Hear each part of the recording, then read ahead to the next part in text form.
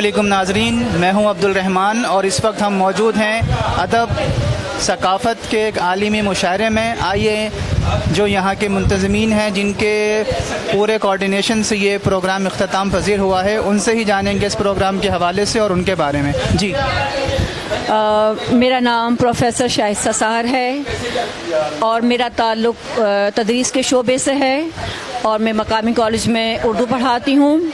ये तंज़ीम मैंने तकरीबन 4-5 महीने या 6 महीने पहले बनाई थी और ये मेरा चौथा मुशायरा अल्हम्दुलिल्लाह बहुत कामयाबी से हमकिनार हुआ है और मुझे खुशी है कि यहाँ भरपूर समाअतें, ज़िंदा समाअतें मौजूद थीं जिन्होंने भरपूर दाद दी शौरा को। शौरा ने बेहतरीन कलाम सुनाया।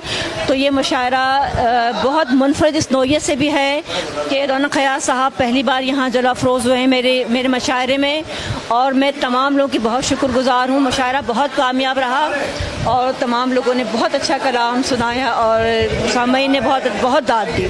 अच्छा, मुशायरा मैं ये देख रहा हूँ शहर कराची और पाकिस्तान के अंदर आहिस्ता आहिस्ता इसकी बहुत तेज़ी आ रही है, स्पेशली जो यूथ है वो इस चीज़ को अंडरस्टैंड कर रही है। तो मैं आपसे ये जानना चाहता हूँ, मेरा सवाल ये है कि इसमें मुल्क की तरक्की किस तरह मुमकिन है इन मुशायरों से?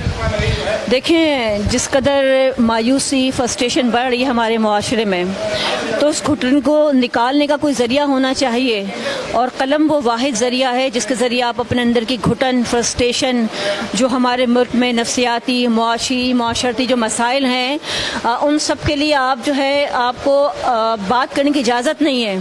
तो एक शायरी एक वाहिद ज़रिया है कि इख्तियारों में आप बात कर सकते हैं, अपनी बात अरबाब इक़्तिदार तक पहुंचा सकते हैं। और दूसरी बात, आप इस्लाह का काम ले सकते हैं, मुआशरे की तरवीज के लिए काम कर सकते हैं, अपना पैगाम लोगों तक पहुंचा सकते हैं। दूसरी बात, वो शौरा जिन्हें कोई प्लेटफॉर्म में ऐसे नहीं आता, आप उन तक उन्हें सामने ला सकते हैं और नए टैलेंट को आप प्रमोट कर सकते हैं और इसी के ज़रिए हम अपने कोशिशों के ज़रिए मुल्क और मुआशरे को तरक्की के लिए अपना किरदार अदा कर सकते हैं। बहुत शुक्रिया आपका।